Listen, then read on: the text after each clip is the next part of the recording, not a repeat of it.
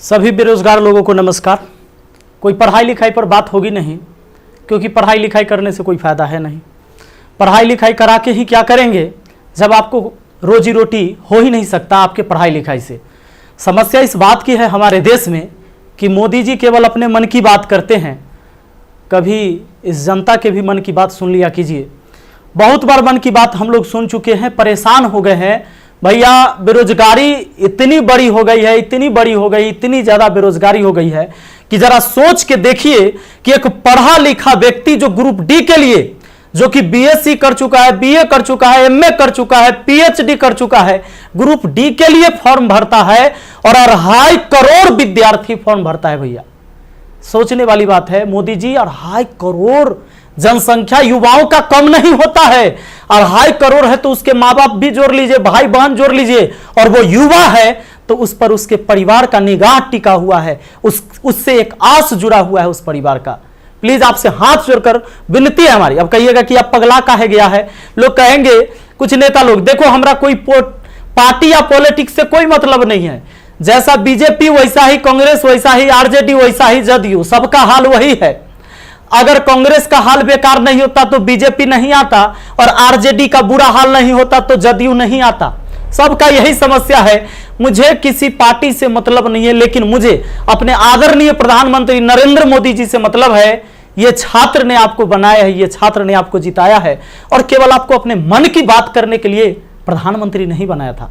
कहेंगे कि तुम्हारा क्या जाता है भैया, तो आपको पता है जब आप देश के खातिर अगर कोई भी चीज युवाओं से आप कहते हैं कि भाई योगदान करो। अभी कोरोना वायरस के समय सब लोगों ने आपका योगदान किया, मैंने भी किया, 1 लाख रुपए डोनेट किया था। मेरा अधिकार बनता है कि मैं आपसे सवाल पूछूं। मीडिया वाले आपसे नहीं पूछेंगे, क्योंकि मीडिया वाले आपके हिसाब से चलते हैं। मीडिया वाले वही चीज दिखाते हैं जो लोगों को देखने में मजा आता है, लेकिन बेरोजगारी पर कोई बात नहीं करेगा। व्यू नहीं होंगे, इसलिए बेरोजगारी पर बात नहीं होगा। उसको चर्चा केवल चाहिए कि रिया चक्रवर्ती किसके साथ आज घूम रही है, कल कहां सोई थी, परसों कहां सोएगी। रिया चक्रवर्ती के बारे में ही केवल चर्चा होगा। लोगों को मजा आता है, उस पर व्यू होता है, तो वीडियो उसी पर बनता है, उसी पर लोग चर्चा करते हैं, क्योंकि चैनल का टीआरपी बढ़ते रहे। और ये मजबूरी है हमारी कि एडुकेशन चैनल वाले अब पढ़ाई न करवा के ये सब चीजें पर उतर गए हैं। मैं आपको आज बहुत सारी बातें बताने वाला हूं, करने वाला हूं। जो भी लोग हैं जिनको परेशानी हो, क्षमा चाहते हैं। अब परेशानी हुई है तो क्या कर लीजिएगा, हमको इतना ही कर दीजिएगा। कभी गोली मार देगा कोई तो याद रखिएगा, इतिहास जब लिखा जाएगा तो मरने वालों में लिखा जाएगा, भागने वाले और बिकने वालों में नहीं होगा। सीधी सी बात है। अब ये बेरोजगारी की आलम यह है भैया कि अब आपको बता देते हैं, पढ़े लिखे लोग 2.5 करोड़ स्टूडेंट जो रेलवे का फॉर्म भरता है, जिसमें 500 रुपए सरकार लेती है। इस तरह से टोटल 12.5 अरब होता है रुपया, यानी कि 12 अरब 50 करोड़। बात समझ में आ रहा है? हमें समझ में आ रहा है, क्योंकि मैथ का मैं टीचर हूं तो मुझे समझ में आता है। हमारा गांव में 5 रुपए ब्याज चलता है मोदी जी, 5 रुपए सैकड़ा महीना का ब्याज चलता है। 3 रुपए मान लेते हैं कि मोटा रकम है तो 3 रुपए। अब 3 रुपए से हमने निकाला 3% से महीना का, क्योंकि महीना में ब्याज चलता है गांव में। तो इस तरह से 12 महीना में 36% हुआ, 2 साल में 72% हुआ, और ये 12.5 अरब का जो ब्याज हुआ वो 9 अरब हुआ। 2 साल आप लटका दिए रेलवे वाला फॉर्म भरवा के लड़का सबको 500 रुपया लेके। अब आप कहिएगा कि एग्जाम के बाद तो हम पैसा लौटा देते हैं, लेकिन बात यहां यह है कि पैसा तो आप लौटा दीजिएगा, 100 रुपया रख लीजिएगा, 400 लौटा दीजिएगा, लेकिन 2 साल में आपने बिजनेस कर लिया है 9 अरब का। भैया बहुत होता है 9 अरब, कोई साधारण बात नहीं है। अब देख लीजिए, आप कहेंगे कि इतना बकर बकर कर रहे हैं, भाई गरीब आदमी है। जब मेरे अकाउंट में केवल 1,23,000 रुपया था ना, तो 1 लाख रुपए हम पीएम केयर फंड में दिए थे। काहे जानते हैं? कि कोरोना से लड़ाई लड़िएगा ना, तो कोरोना से लड़ाई लड़िएगा तो देश हित में ही पैसा जाएगा। इस पैसा से जब वैक्सीन बन के आएगा, या हमारे साइंटिस्ट लोग जब इस पर रिसर्च करेंगे वैक्सीन पर, तो खर्च लगेगा। तो आदमी किसके पास जो औकात था, 1 रुपया, 11 रुपया, 100 रुपया, 50 रुपया, 1 करोड़, 500 करोड़, 1000 करोड़ लोगों ने योगदान दिया, जिनसे जो हो सका। पूरा देश आपके साथ खड़ा था, आपके साथ खड़ा था, और याद रखिएगा कि ये युवा बेरोजगार रहेगा तो आपके विरुद्ध खड़ा होगा, भैया तख्ता पलट जाएगा। ये बात पक्का सुन लीजिए, काहे कि आज हम दिल से बात कर रहे, दिल से बात किए थे तब ना मदद किए थे। अब देख लीजिए 30 मार्च को मैंने योगदान दिया था 1 करोड़ रुपए, हमारा तब पागलपन चढ़ल था। हम तो अपन गलती का पश्चाताप जूता से मार के करते हैं, लेकिन याद रखिएगा कि जूता उस नेता को भी पड़ेगा जो वोट मांगने आएगा हमारे यहां। याद रखिएगा, ये पूरा देश में अब बवाल होने वाला है। अगर सही टाइम से एग्जाम नहीं लीजिएगा, युवाओं को रोजगार नहीं मिलेगा, तब आपके मन की बात नहीं होगी हमेशा, ये जनता के भी मन की बात होनी चाहिए। यहां पर आप नहीं, आपको पता चले तो जिन लोगों को बुरा लगता होगा सर्च कर लीजिएगा, प्रधानमंत्री राहत कोष में 1 लाख रुपए का योगदान दिया। मैथ मस्ती लिखिएगा, ये लाइन लिखिएगा, मैथ मस्ती लिखिएगा, जरूर आ जाएगा, आपको पता चल जाएगा। हमारा घर भी करकट का है और फिर भी अकाउंट में 1,23,000 था, 1 लाख रुपया डोनेट किए थे ताकि हमारे देश में खुशहाली आए और इस कोरोना वायरस से हमारा देश लड़े। ए भाई, वो बच्चा के पैसा दिया हुआ है, जो हम पढ़ाते हैं ना, वो वीडियो देखता है ना, वो व्यू होता है, उसे पैसा आता है, वो पैसा हम आपको दिए थे। पाप लगेगा ना, तो तनी ध्यान दीजिए यहां पर। ये देखिए, कहते हैं कथी कि स्थानीय खिलौने बनाकर आत्मनिर्भर भारत बनाइए। खिलौना तो हम बनल है, जैसे मन होता है आप खेल रहे हैं, जो आप कह रहे हैं लोग वही कर रहा है। अब हम कौन खिलौना बने? खिलौना तो जनता बन चुका है आप लोगों का। ये हमारे मोदी जी थे, ये हमारे नीतीश बाबू हैं। इनका चाल सुनिएगा, इनका चाल क्या है। अभी जब चुनाव आने वाला है तो ये बिहार पुलिस के बहाली निकाल देंगे, बिहार पुलिस के बहाली निकाल देंगे तो भारी संख्या में एग्जाम एगो करवा लेंगे, रिजल्ट नहीं देंगे। अब एग्जाम दे के लड़का फसल है कि अगर नीतीश जी नहीं आते हैं तो फिर आगे रिजल्ट नहीं आएगा, कोई ना कोई बवाल। चूंकि बिहार में कोई एग्जाम जो है ये ना है कि साफ सुथरा से हो।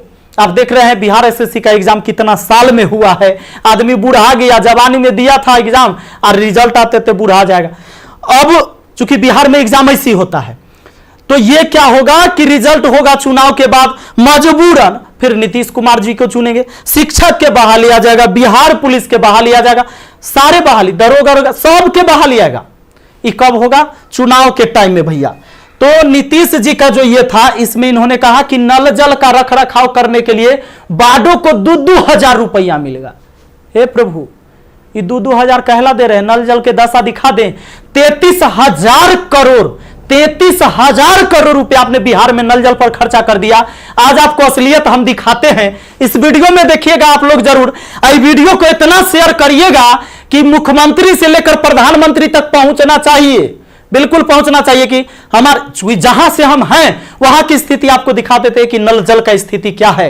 बेरोजगारी तो भैया आपने ऐसी पहुंचा दिया है यहां पर कि लोग अब कुछ करने लायक नहीं है। आप अगर आत्मनिर्भर बनाना था, खिलौना बनाना ही था, ये कहेला पढ़वा रहे, शुरू से खिलौने बनवाते। कहेला 500-500 रुपया लेके फॉर्म भरवा लिए और 2 साल में 9 अरब आप ब्याज कमा लिए। प्रभु क्षमा कीजिए, प्रभु इस पर कोई उपाय कीजिए, वरना आपकी तख्ता पलट जाएगी। और सारे विद्यार्थी, जितने भी छात्र हैं, मैं आप सबसे अपील करता हूं, इस वीडियो को शेयर करिए, जितना ज्यादा शेयर हो।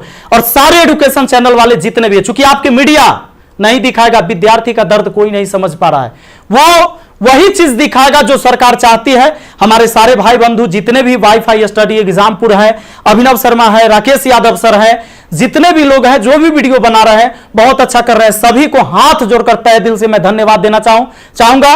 क्योंकि ये विद्यार्थी जो बेरोजगार है ना, उसी के वजह से हमारा रोजगार है, यही बात सच्चाई है। और इसीलिए हम इनके लिए लड़ेंगे, चाहे जो हो जाए। धरना प्रदर्शन होगा, पूरे देश में धरना प्रदर्शन होगा। और जहां ये 2.5 करोड़ विद्यार्थी सड़क पर उतर गया, तो सुन लीजिए, ये बिहार से लेकर दिल्ली तक हिलेगा, ये बात निश्चित है। एक साथ हम हैं, सबके साथ हैं। सारे छात्र आंदोलन करने के लिए तैयार रहिए। एसएससी टाइम से एग्जाम नहीं लेती है। एक तो आप वैकेंसी ही कम निकालते हैं, अब वैकेंसी कम निकालते हैं तो जो निकालते हैं ओकर तो कम से कम एग्जाम ले लीजिए, सही से रिजल्ट ले लीजिए, सही से रिजल्ट दीजिए और एग्जाम सही से ले लीजिए, टाइम से ले लीजिए।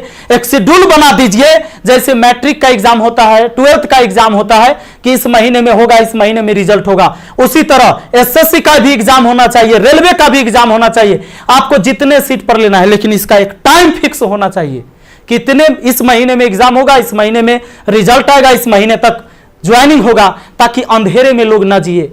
हे प्रभु, ये पाप लगेगा अगर इस युवाओं के साथ गरीब के बच्चा ना जनरल कंपटीशन के तैयारी करता है, आर्मी के तैयारी करता है, गरीब के बच्चा जाता है, कम से कम एकरा साथ इतना अन्याय ना कीजिए। ये पाप का घड़ा भर चुका है। मैंने अपने सर पर जूता मारा है। अगर वोट मांगने मेरे एरिया में आइएगा, हम जूता मारेंगे आप लोग को, ये बात पक्का कह देते हैं। आई वीडियो शेयर होना चाहिए। आप सबको इस बात के लिए मैं कहना चाहूंगा कि आप शेयर करिए, इस वीडियो को पहुंचाइए, जहां तक हो सके इसको पहुंचना चाहिए। और हर व्यक्ति आपसे हाथ जोड़कर विनती है कि हल्ला बोल ये नारा लगाइए और सब लोग पहुंचाइए, सब लोग वीडियो बनाइए, जितने भी एजुकेशन से जुड़े हुए हैं, क्योंकि कोई मीडिया वाला आपको दिखाने वाला ये नहीं है। और बस यही बात कहना चाहेंगे और जल्दी आग के तरह इस वीडियो को फैलाइए। और ज्यादा कुछ नहीं बोलेंगे। बेरोजगारी इतना बढ़ गया है कि आप सब कुछ समझ ही रहे हैं।